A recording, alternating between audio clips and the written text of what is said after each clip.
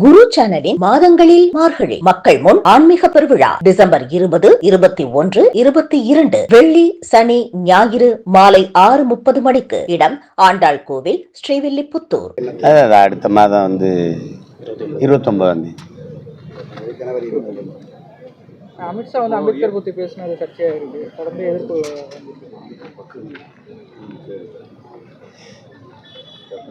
ஒரு மக்கள் பிரச்சனை அது பேசப்படும் போது ஒன்றை பயன்படுத்தி திசை திருப்புறது தான். இதை ஐயா கருணாநிதி அவர்களும் பேசியிருக்காங்க. அம்பேத்கரை பற்றி பேசி தன்னலவாதிகள் அரசியல் செய்கிறாங்கன்னு பேசியிருக்காங்க. அதை இன்னைக்கு அமித்ஷா வேற இடத்துல இருந்து பேசுறாரு. அவங்களுக்கு இப்போ நமக்கு ஒரே ஒரு கேள்விதான், அது கடவுளை பற்றி பேசினாலும் சொர்க்கத்துக்கு போகலான்றாரு. ஒரே கேள்விதான், உயிரோடு இருக்கவனுக்கு சோறு போடாத கடவுள் செத்த பிறகு சொர்க்கம் தரும்னு நான் எப்படி நம்புறது? எங்கள் தாத்தா ஜீவானந்தம் சொல்கிறார், அழகும் நிறைவும் கொண்ட ஒரு வாழ்க்கை இருக்குது, அந்த வாழ்க்கையை இந்த பூமியில் என் மக்களுக்கு கொடுக்க நான் பாடுபடுறேன். சொர்க்கத்தில் போய் தேடக்கூடாது, நல்ல வாழ்க்கை சொர்க்கத்தில் இருக்குன்னு. இருக்கிற இந்த பூமியில் மக்களுக்கு சொர்க்கத்தில் நீங்கள் என்னென்னலாம் கிடைக்குதுன்னு சொல்லி வைக்கிறீங்களோ அந்த வாழ்க்கையை இங்கே கொடுக்கறதுக்கு போராடணும். அப்படி போராடல ஒரு பெருமகன் தான் அண்ணல் அம்பேத்கர் அவர்கள். அவர் பேரை சொல்லி இது கிடைக்காதுன்னா நீங்கள் கூட தான் உங்கள் கடவுள் பேரை சொன்னீங்க, அயோத்தியில் நின்னீங்க. கடைசி அம்பேத்கர் பேரை சொன்னவர் தான் ஜெயிச்சார். இப்போ நாங்கள் யார் பேரை சொல்ல? கடவுள் பேரை சொல்லி தானே நீங்கள் நின்னீங்க அயோத்தியில். அவர் அம்பேத்கர் பேரை சொன்னவர் வென்றுட்டார். இப்போ யார் வலிமையானவர்? இப்போ நாங்கள் யார் பேரை சொல்ல? இது பிரச்சனை மக்களினுடைய பிரச்சனை. அதை பேசாமல் இன்னைக்கு தத்தளிச்சுக்கிட்டு இருக்கு தமிழ்நாடு. பாதிப்புக்கு ஆளாயிருக்குன்னு கூட நீங்கள் காட்ட விடுறதில்ல, காட்டவும் நீங்கள் செய்கிறதில்ல. தென் மாவட்டங்கள் முழுக்க போச்சு, தூத்துக்குடி, திருநெல்வேலி எல்லாம். வட மாவட்டங்களில் எந்த பகுதியும் இல்லை. திண்டிவனமோ நாமக்கல்லோ இது திருவண்ணாமலையோ கடலூரோ எங்கே இருக்குது எல்லாமே. அதை காட்டினா கூட மற்ற தொண்டு நிறுவனங்கள் போய் தன்னார்வலர் போய் செய்வாங்க. எல்லாரையும் பாட்டன் முப்பாட்டன் சொல்கிறேன். நீங்கள் நேற்று கோவையில் போய் பாஷா அப்பான்னு சொல்லி பேசியிருக்கீங்க, அது சர்ச்சையாக இருக்குது. அப்பான்னு தானே கூப்பிடுவேன், இப்போ அப்பான்னு தானே கூப்பிடணும். பாஷாவுக்கு ஒரு அப்பா இருப்பார்ல, அவரை தாத்தான்னு கூப்பிடுவேன். இவரை நான் அப்போ அறிமுகமான சிறையில் 50 நாள் அவரோட இருந்த காலத்துலேருந்து அப்பான்னு தான் கூப்பிடுவேன். ஏன்னா சித்திக்கு என்னோட தம்பி, நான் அப்பான்னு தான் கூப்பிடுவேன். அதனால அப்பான்னு. அதில் என்ன சர்ச்சை இருக்குது? அப்பாவை அப்பான்னு கூப்பிடுறது. 85 வயசு அப்பாவுக்கு அப்பான்னு தான் கூப்பிடுவேன். அந்த ஊர்வலத்துக்கு அனுமதி தந்திருக்க கூடாது சான்றோட சொல்லுங்கள். அப்பா பாஷா அவருடைய உடலை எடுத்துக்கிட்டு போகணும்.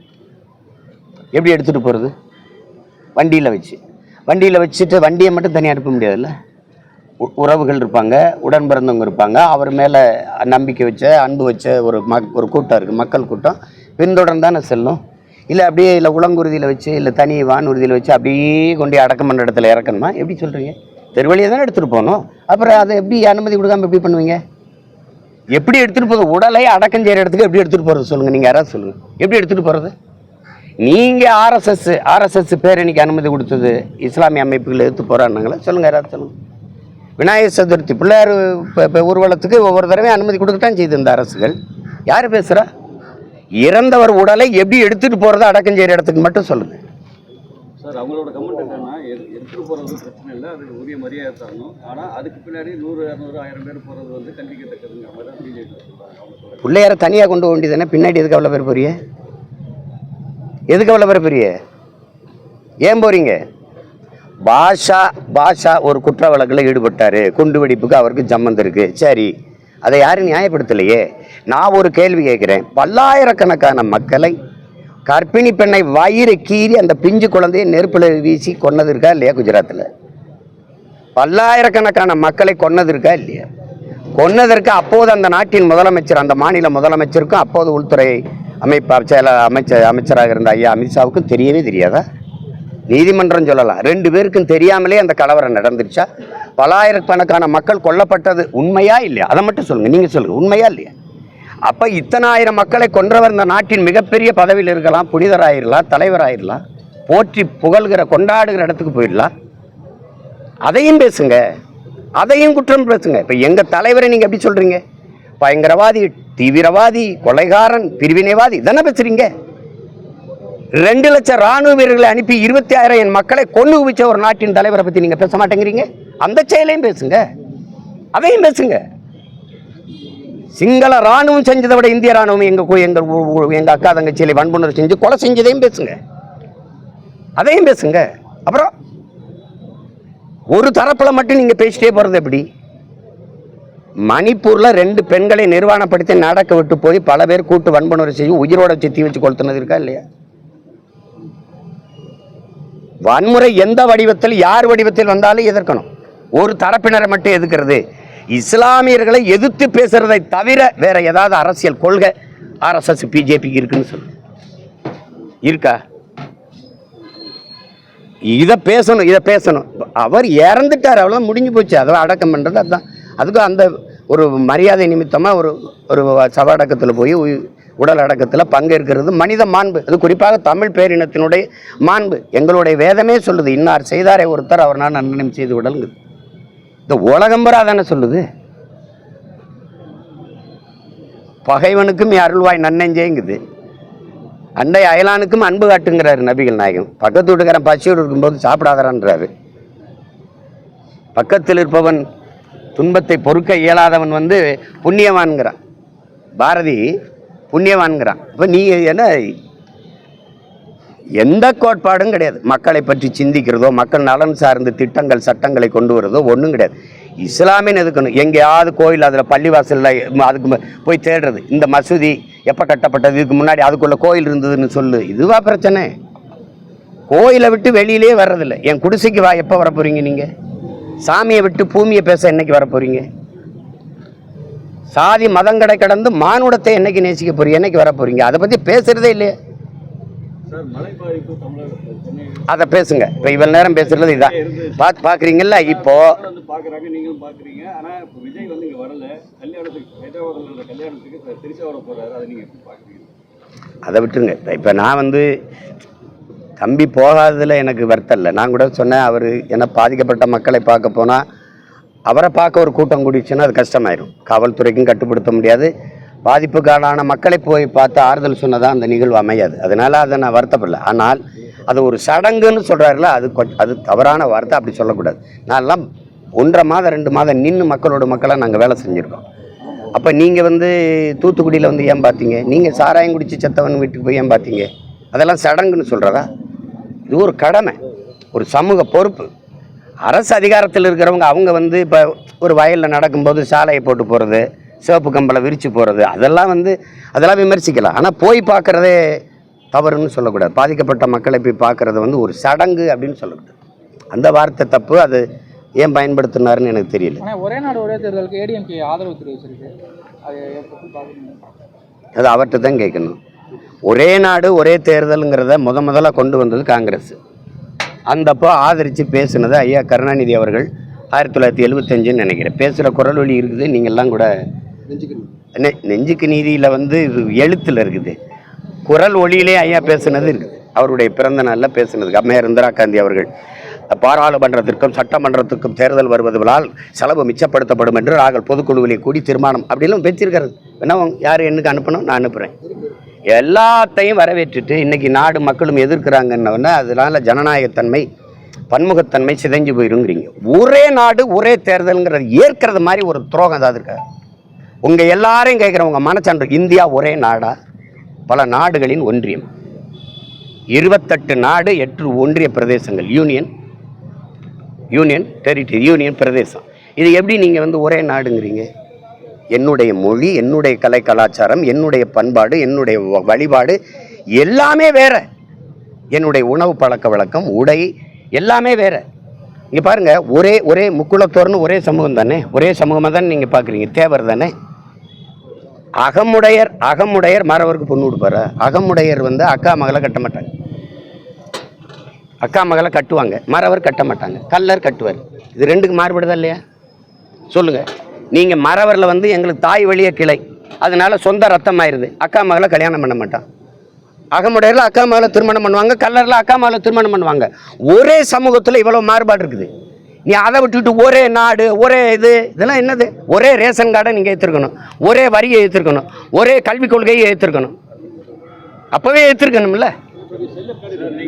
சார் நீங்கள் விஜய் பற்றி சொன்னீங்க, அவர் சினிமா ஸ்டாராக இருக்கனால கூட்டம் கூடன்னு சொல்றீங்க. இப்போ எலெக்ஷன் நிற்க போறாரு, அப்போ இப்படி தான் இருப்பாரா? நீங்கள் என்ன அவர் வந்து சினிமா நடிகராகவே பார்க்குறீங்களா? அதை விடுங்க, ஏன் நீங்கள் எடுத்து அவரை விடுங்க தம்பி, போய் அதே பேசிட்டு வேண்டியதில்லை. சார் இப்போ சனாதானத்தை பற்றி பேசின உதயநிதி வீட்டிலேயே வந்து பிராமண பூஜை பண்ணியிருக்காங்க, பிராமண தோஷம்னு சொல்லி பண்ணியிருக்காங்க. ஸ்ரீரங்கம் ரங்கராஜன் திருச்சியில் கைது பண்ணியிருக்காங்க. அது ஒரு கொடுஞ்செயல். நீங்கள் செஞ்சிட்டீங்க, பாத பூஜை செஞ்சுட்டு போங்க. அதை நான் இந்த மாதிரி நேர்காணலில் சொன்னதுக்கு அப்புறம் தான் அவரை வந்து உடனடியாக வழக்கு போட்டு உள்ள தள்ளிட்டீங்க. நீங்கள் தவறு செய்வீங்க, அதை வெளிப்படுத்தினா அவரை தூக்கி உள்ள வைப்பீங்கன்னா இது எந்த மாதிரியான ஜனநாயக அமைப்புன்னு நீங்கள் பாருங்கள். சனாதனத்தை எதிர்க்கிறதுங்கிறது வெற்று வார்த்தையை இவங்க பயன்படுத்துகிறாங்க. ஒரு சன பிறப்பின் அடிப்படையில் ஒருத்தருக்கு பிறப்பாலேயே ஒருத்தருக்கு உயர் பதவி கிடைச்சிருங்கிற கோட்பாடு தான் சனாதனம். இவ்வளவு ஒரு நாட்டுக்குள்ளே இல்லாத துணை முதல்வர் வந்து உங்கள் வீட்டுக்குள்ளே இருக்கிறாருங்கிறத திறந்துச்சு. இப்போ ஒவ்வொரு சமூகத்துக்கும் எடுத்துக்கிறங்க, நீங்கள் எடுத்துக்கிறங்க. இப்போ நான் ஒரு எளிதாக புரிகிற மாதிரி ஒன்று சொல்கிறேன். இப்போ நான் நாடார், நான் ஒரு கோனார்னு வச்சுக்கிறேங்க. நான் கோனாருக்கு நாட்டில் 2 அமைச்சர்லாம். ஆனால் உங்கள் வீட்டிலே 2 அமைச்சர், அது முதன்மையான அமைச்சர்கள், முதலமைச்சர், துணை முதலமைச்சர் 2ஐயும் நீங்கள் வச்சுக்கிறீங்க. இது எந்த மாதிரியான சமூக நீதி? இந்த கேள்வி யாருமே கேட்கக்கூடாதுங்கிறது தான் சனாதனம். இது உங்களுக்கு நீங்கள் தவறு பண்ணுவீங்க, அதையும் நாங்கள் கேட்கக்கூடாது. அவர் என்ன சொன்னார்னு இந்த மாதிரி செஞ்சுருக்காங்கங்கிறத ஒருத்தருக்கு அழைச்சி அந்த போய் செஞ்சவர்கிட்ட நிரூபிச்சிட்டாரு, அவ்வளோதானே. அவர் எதுக்கு உள்ளதில் நீங்கள் பல்கலைக்கழக துணைவேந்தர்கள் தேடுதல் குழு வந்து தமிழ்நாடு அரசு அமைச்சது வந்து தப்பு, அதை திரும்ப பெறணும் நேற்று ஆளுநர் வந்து தமிழ்நாடு அரசு சொல்லியிருக்காங்க. அதெல்லாம் இல்லை. ஆளுநர் அவர் அந்த அதிகாரத்தை அவருக்கு வேணும் பெறுது, அதை நம்ம ஏற்க முடியாது. ஒரு கேள்வி தானே தம்பி, ஒரு கேள்வி தான். இது மக்களாட்சி, ஜனநாயக நாடுங்கிறோம், மக்களுக்கான அதிகாரங்கிறோம். மக்களால் தேர்வு செய்யப்பட்ட 8 கோடி மக்களால் தேர்வு செய்யப்பட்ட மக்களின் பிரதிநிதித்துவத்தை பெற்ற ஒரு அரசுக்கு இல்லாத அதிகாரம் ஒரு நியமன உறுப்பினருக்கு இருக்குங்கிறத நம்ம ஏற்க முடியாது. அது சரியான ஜனநாயகம் இல்லை, மக்களாட்சியும் இல்லை, மக்களாட்சிக்கு நேர் எதிரானது. அதனால் இப்போ தமிழ்நாடு அரசு நியமிக்குதுன்னா அதை நம்ம ஆதரிக்கணும், அதுதான் சரியானது. நீங்கள் ஒவ்வொன்றுக்கும் நாங்கள் வந்து சட்டசபையில் தீர்மானம் போட்டு ஒரு சட்டம் இயற்றி உங்களுக்கு முன்னகர்த்தும் போது நீங்கள் கையெழுத்து போட மாட்டீங்கன்னா இது என்ன வேலை? இது சொல்லுங்கள். நாங்கள் தானே மக்களால் தேர்வு செய்யப்பட்ட ஒரு அதிகாரம் தான் மக்களுக்கான நலத்திட்டத்தை, மக்களுக்கான சட்டத்தை வரைய முடியும். அப்போ அதை அங்கீகரிக்கிறது தான் உன் வேலை. நீ அதை போட முடியாது, அதை செய்ய முடியாதுன்னா அதெல்லாம் சேட்டை. அதனால அதை ஆளுநர் சொல்கிறத நம்ம ஏற்க முடியாது. தமிழ்நாடு அரசு நியமித்ததை இப்போ இலங்கை அதிபர் வந்து டெல்லி வந்துட்டு போயிருக்காரு, அதை பற்றி என்ன நினைக்கிறீங்க? அதுதான் இப்போ அது நியாயமானது. எப்படின்னா அங்கே வந்து இவங்க வந்து அதானிக்கு வந்து அந்த காற்றாலை மின்சாரத்தை அங்கே நிறுவுறாங்க, நம்ம கடற்கரை ஓரத்துலையும் மலையடி வாரங்களையும், குறிப்பாக நம்ம நிலப்பகுதியில். அதுக்காக பேசுகிறதுக்கு அவர் அழைச்சிருப்பாங்களே ஒன்றும் இல்லை. ஆனால் நம்ம வைக்கிற கோரிக்கை, அவங்க சொல்கிறத பாருங்கள், மீனவர் சிக்கலை வந்து மனிதாயமான அடிப்படையில் அணுகிறது, பேசி தீர்வுன்றதுன்னா எந்த மான அடிப்படையில் நீங்கள் 850 பேர் எங்களை சுட்டிங்க? எனக்கு என்ன மனிதாபிமானம் இருக்குது? எனக்கு உரிமை தான் அங்கே இருக்குது. கச்சத்தீவை எடுக்கிறத தவிர என் மீனவ மக்களுக்கு, என் சொந்தங்களுக்கு வந்து அங்கே பாதுகாப்பும் இல்லை, வாழ் உரிமையும் இல்லை. கச்சத்தீவு எனக்கு என்றால் என்னுடைய கடல் பரப்பு தூரம், கச்சத்தீவு அவனுக்கு என்றால் அவனுடைய கடல் பரப்பு தூரம். இப்போ அதான் அங்கே இருக்கிறது. நான் எல்லை தாண்டி வர்றேங்கிறதான் ஒரு குற்றச்சாட்டு. உங்களுக்கு துணிவு கிடையாது. எல்லை தாண்டி கேரள மீனவன் போகிறானா இல்லைன்னா பதில் இல்லை, போகிறான். அவனை ஏன் வலை பறிக்கிறதில்ல, சுடுறதில்லை, படகு பறிக்கிறதில்ல, கைது பண்ணுறதில்ல? யாராவது ஒரு காரணம் சொல்லணும்ல. அப்போது எல்லை தாண்டி வருவோன் மீனவங்கிறது சிக்கல் இல்லை, தமிழனுங்கிறதான் பிரச்சனை. அதை கேட்க முடியல. அப்போது நீங்கள் கச்சத்தீவு யாருடையது? இந்தியாவின் சொத்தா? யாராவது சொல்லுங்கள். இல்லை எங்கள் பாட்டன் சேதுபதி மன்னனுடைய சொத்தா? என் நிலம், என் பூர்வீக நிலம், என் பாட்டனுக்கு, அது பேரம்பேத்திகளுக்கு சொந்தம். நீங்கள் மன்னர் மாணி ஒழிப்பில் எடுத்துக்கிட்டு நீங்கள் ஒரு தீர்மானம் போடல, ஒரு விவாதம் பண்ணலை, டப்புன்னு எடுத்து கொடுத்து விட்டீங்க. அப்படி தானே? எதேச்சே எடுத்து அப்படியே கொடுத்து விட்டீங்க. அது 99 ஆண்டுக்கு லீஸு கொடுத்தாதான் சொல்கிறாங்க, லீஸ் ஒப்பந்தத்தில். இப்போ அவன் அப்படிலாம் ஒப்பந்தம் இல்லைன்னா அவங்க சொல்கிறாங்க.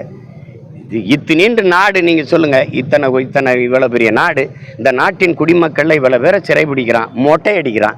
அந்த அவமானம் மொட்டை அடிக்கப்பட்டவனுக்கு இல்லை, இந்த நாட்டை ஆளுகிற அதிகாரங்களுக்கும் தலைவர்களுக்கும் தான். ஒரே சங்கிலியில் 12 பேரை இழுத்துக்கிட்டு போகிறான். எங்களுக்கு துடிக்குது, ஏன்னா ரத்தம் ஒன்றா இருக்குது. நீங்கள் அதை பற்றி கவலைப்படவே இல்லையே, கண்டிக்கவே இல்லையே. ஒரே ஒரு கேள்வி உங்களாட்டையும் கேட்குறேன். குஜராத்தில் ஒரு மீனவனை கைது பண்ண பிறகு பாகிஸ்தான் கடற்படையை விரட்டி போய் இந்திய கடற்படை இராணுவம் பிடிச்சு திருப்பி கொண்டு வந்துச்சா இல்லை? அதை மட்டும் பண்ணிச்சுல்ல. அதே மாதிரி 850 மீனவனை சுட்டிருக்கு, பல மீனவர்களை விரட்டி கைது பண்ணுதே. ஒரு தடவையாவது அங்கே நிற்கிற கடற்படை இராணுவம் எங்கள் மீனவ சொந்தங்களை கைது பண்ணும்போது தடுத்து பிடிச்சு மீட்டு கொண்டு வந்ததுங்கிற செய்தியை நீங்கள் யாராவது படிச்சிருக்கீங்களா? அப்புறம் நான் இந்த நாட்டின் குடிமகனா இல்லையாங்கிற கேள்வி எழுமா எழாதா? அதை மட்டும் சொல். நான் வரி கட்டணும், வாக்கு செலுத்தணும், என் நிலத்தின் வளத்தை நீ சுரண்டி கொண்டு போகணும். எனக்கு உயிர் இல்லை, எனக்கு உணர்வு இல்லை, எனக்கு உரிமை இல்லை, எனக்கு வாழ்க்கை இல்லை. என் வாழ்க்கையை பற்றி நீ கவலைப்படாத. நீ வாக்கை கட்டி எப்படி வெக்கம் இல்லாமல் என் வீட்டுக்கு வர? எப்படி வர? சார், இளையராஜா வந்து கல்லூரிக்கு அனுமதிக்கப்படல, ஆனால் எனக்கு எந்த அவமானம் நடக்கலன்னு சொல்லி அவர் சொல்லியிருக்காரு. நீங்கள் அது எங்கள் அப்பாவுடைய மாண்பு, அவருடைய பண்பு. ஆனால் பார்த்துக்கிட்டு இருக்க பிள்ளைகளுக்குன்னு ஒன்று இருக்குது. இது எத்தனை நூற்றாண்டுகளுக்கு சைக்கிறதுன்னு ஒன்று இருக்குது. கோயில் ஒரு பொதுவாக இப்படி ஒரு கேள்வி கேட்போம், கோயில் கட்டினவே யார்? அது எங்கள் பாட்டன் குலசேகர பாண்டியன். கோயிலுக்கு உள்ளே இருக்கிற தெய்வமாக இருக்குல்ல, அந்த ஆண்டாள், அது யார்? அவர் என்ன பாரு, திருப்பாவையும் நாச்சியார் திருமொழியும் பாடினவ. எதில் பாடினா? இந்த மொழியில். அவள் யார்? தமிழ் குலமகள், தமிழ் மூதாத. அப்படி தானே? கட்டினது எங்கள் பாட்டன். மீனாட்சி அம்மன் கோயிலும் சரி, இதையும் சரி, கட்டினவே எங்கள் பாட்டன். கோயில் கட்டினவை எங்காலு, கோயில் கட்டப்பட்டது எங்காலுக்கு. இளையராஜாங்கிற எங்கள் அப்பனுக்கு இல்லாதது பாண்டியனுக்கு அவருக்கும் தொடர்பு இருக்குது. உங்களுக்கு என்ன இருக்குது உள்ளே இருந்துட்டு நீ வராதுங்கிறதுக்கு? நீ என்ன பண்ண, செங்கல் எடுத்து கொடுத்தியா? இல்லை என்ன உனக்கு என்ன சம்பந்தம் கேட்டால் விதியை விதிச்சது யார்? விதியா சதி? இந்த நீ யார் முதல்ல? இது யார்? இந்த ஆகம விதிங்கிறதை விதிச்சது யார்? இதுக்கு வரையறை செய்யறதுக்கான உரிமை யார்? இல்லை அம்பேத்கர் எல்லாரும் உட்கார்ந்து வகுத்த அரசியல் சாசனம் அது. சொல்லுங்க, அதை மீறக்கூடாது சட்டத்தின்னு சொல்றதுக்கு சொல்லுங்க. நீங்க கேட்டா நீங்க ஐசியூல உயர் சிகிச்சை பிரிவுகள் எப்படி வரக்கூடாது, அங்க மருத்துவர் தான் இருக்கணும். அது சுகாதாரம் சம்பந்தப்பட்டது, நோய் தொற்று சம்பந்தப்பட்டது. கருவறைக்குள்ள நான் வர்றதுக்கு என்ன உனக்கு பிரச்சனை? எத்தனை ஆண்டுகளுக்குங்க? இந்த நூற்றாண்டுலேயும் இந்த கொடுமையை நீங்க தொடருவீங்கன்னா எப்படி சைத்துக்கிற சொல்றீங்க நீங்க? எப்படி இதுக்கு சப்பக்கட்டு அது அது ஆகம விதி சரிங்க. அந்த விதியை விதிச்சது யார்? விதியா சதியா? எனக்கு பதில். ஆகம விதியை இவர்கள் உட்கார்ந்து வகுத்தார்கள். ஏன் வகுத்தார்கள்? நான் வரக்கூடாதுங்கிறது ஒரு விதியா? அது சதி. எத்தனை காலத்துக்குங்க இந்த இடஒதுக்கீடு முறை ஏன் வந்தது? சீமான் இந்த தெருவில் போகக்கூடாது, அவன் ஏழைங்கிறதுக்காக போகக்கூடாது, இந்த குளத்தில் குளிக்கக்கூடாது, ஏழைங்கிறதுக்காக குளிக்கக்கூடாது, இந்த கோயிலுக்குள்ளே வரக்கூடாது, ஏழைங்கிறதுக்காக வரக்கூடாதுங்கிறது இல்லை. நான் தாழ்ந்த சாதி, இழி சாதி, இழி மகன், தீண்டத்தகாதவங்கிறனால தான் என்னை இந்த தெருவில் நடக்கக்கூடாது என்ன, இந்த குளத்தில் குளிக்காத என்ன, இந்த கோயிலுக்குள்ளே வராத என்ன. அதுக்கு எதிராக எதன் அடிப்படையில் எந்த சாதியை வைத்து என்னைய கல்வி, வேலை வாய்ப்பு, அரசியல் அதிகாரத்தை மறுத்தியோ அதே அடிப்படையில் குர்ஆன் போராடி பெற்றதான் இந்த வகுப்பாரி பிரதிநிதித்துவம், இந்த ரிசர்வேஷன் கோட்டா. அது விளங்குது இல்லை? அப்படி இருக்கும்போது நீ அதே இதை இன்னைக்கும் தொடர்ந்து இதுக்கு வராது அப்படின்னா ஏதாவது சொல்லுங்க. நீங்க இது வீடு நான் கஷ்டப்பட்டு கட்டினது ஏதாவது சொல்லு. இந்த நூற்றாண்டுலையும் இவ்வளவு கல்வியறி பெற்று நாங்கள் வந்துகிட்டு இருக்கும்போது எங்களை நாங்கள் உலகந்தழுவி நினைச்ச ஒரு கூட்டத்தை உள்ள வராதரானா எவ்வளவு வெறி வரும்? சரி, அந்த உள்ளே இருக்கிற ஆண்டாள் சிலையை செய்தது நீங்களா? அது தூக்கி கொண்டு வச்சது யார்? நீ பல்லக்கில் தூக்கி கொண்டு இறக்குனது நீயா? அப்போ எப்படி அப்போ தொடும்போதெல்லாம் தீட்டார் இல்லையா? அந்த கற்ப கிரகத்தை கட்டினவை நீங்களா நாங்களா? யாராவது சொல்லுங்களேன், யார் கட்டினது சொல்லுங்க. அப்போ கட்டும்போது வராத தீட்டு, அந்த சிலையை நான் செய்யும்போது வராத தீட்டு, தூக்கி கொண்டு வைக்கும்போது வராத தீட்டு, இப்போ கிட்ட வந்து கும்பிட்டா வந்துடும்னா இப்படி? இளையராஜாங்கிறவன் ஒரு எலும்பு நரம்பு ரத்தம் சதை இருக்கிற மனுஷன் நினைக்காத. அவன் இசை இறைவன். நீ எத்தனையோ அவதாரம்னு சொல்றீங்களா, அதில் அவன் ஒரு அவதாரம். இசைக்கென்று பிறந்த அவதாரம் எங்கள் அப்பன். ஏன் அவனை எப்படி நீ இழிவுபடுத்துவ? நீ தகுதி பார்த்து எங்கள் அப்பாவுக்கு ராஜ்யசபா கொடுத்தீங்களா? தலித்துன்னு கொடுத்தேங்கிற நீ. நான் எவ்வளவு உயரத்திற்கு வந்து உலக புகழ்பெற்ற ஒரு கலைஞனே நீ தாழ்த்தப்பட்டவனை தான் பார்க்குற. அப்போ நீ என் மேலே சுமத்தப்பட்ட தீண்டாமை, இந்த சாதி இழிவு இன்னும் போகல. பிரசிடென்ட் ஆஃப் இந்தியாவே கோயிலுக்கு வெளியில் நிறுத்தணும் தான். நீ பூரி ஜெகநாதர் கோயிலில் பிரசிடென்ட் ஆஃப் இந்தியா அம்மா திரௌபதி முர்முவே வெளியில் நிறுத்தணும், கட்டை கட்டி வெளியில் நிறுத்தணுங்க தான் நீங்கள். அத்வானி ஐயா மோடி நாற்காலி விட்டு உட்காரும் போது இப்படி திரௌபதி முர்மு கை கட்டி நிற்க வச்சவங்க தானே. ஆனால் எந்திரிச்சு பாரத மாதாக்கு ஜெயின்னு போட்டவங்க தானே நீங்கள். எங்கே இருக்கு பாரத மாதாக்கு ஜெய்? பாரத மாதா நிற்கிறாள், நீங்கள் உட்கார்ந்துருக்கீங்களே. அப்புறம் நாட்டின் முதல் குடிமகன் மேலேயே மகள் மேலே திணிக்கப்படுகிற தீண்டாமை, அவளுக்கு அந்த நிலைமையில சாதாரண குடிமக்கள் எங்களுக்கு என்ன நிலைமை? அப்போ ஆகம விதி இருக்கட்டும், அந்த விதியை வகுத்தா ஆள் யாரு? அவரோட பேசிக்கிடுவோம். நீங்க விளக்கிருங்க, இங்க வாப்பா அப்படின்னு நம்ம பேசுவோம், அவரோட பேசுவோம். சார், கடைசியாக சார், உங்களுக்கு தான் திருச்சி ஸ்ரீமல்ல அந்த மோதல் முடிஞ்சிருச்சா சார்? முடிச்சு வந்துருச்சா? முற்றும். அதிமுகவை காப்பாற்ற ஈரோடு கிழக்கு இடைத்தேர்தலில் நீங்கள் போட்டிருந்தீங்களா? அது போட்டிடாமல் எப்படி இருப்பேன் சொல்லுங்க. ஆனா அதிமுகவை காப்பாற்றணும்னா மீண்டும் வந்து பிஜேபியோட கூட்டணி வைக்கணும் அப்படின்னு தினகரன் பேசியிருக்காரு. அப்படிதான் காப்பாற்ற முடியுமா அதிமுகவை? அது இருங்க, அதிமுக பற்றி இவரே எங்களுக்கு நீங்கள் தனி வீடு கட்டி போயிட்டிய, அந்த வீட்டில் வந்து நீங்கள் மழை ஒழுகாமல் இருக்கணும்னா வெள்ளை அடிக்கும், இதெல்லாம் இதுக்கு அவர் வீடு, அதை அவர் பார்த்துப்பார். நீங்கள் உங்கள் கட்சியின் முடிவு என்னன்னு சொல்லுங்கள், அவ்வளோதானே. அதில் நமக்கு அவசியம் இல்லை. அது அவங்க அது பழைய பங்காளிகள் சட்ட பிரச்சனை. நாங்கள் போட்டிடுறோம். தனித்தா இல்லை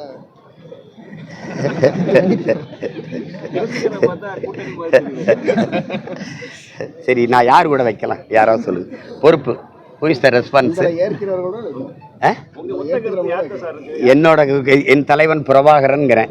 யாராவது ஏற்கிறீங்களா சொல்லுங்க. யாராவது என் பக்கத்துல நிற்பீங்களா சொல்லுங்க. எந்த ஆட்சியிலாவது எங்கள் தலைவர் படத்தை பதாகையில் வைக்க அனுமதிக்கிறீங்களா? பிறந்த நாளைக்கு ஒரு சூரொட்டி ஒட்ட விடுறீங்களா? இதெல்லாம் ஒரு கொடுமை. நீங்கள் இதை சரி போதும்னு நினைக்கிறேன்.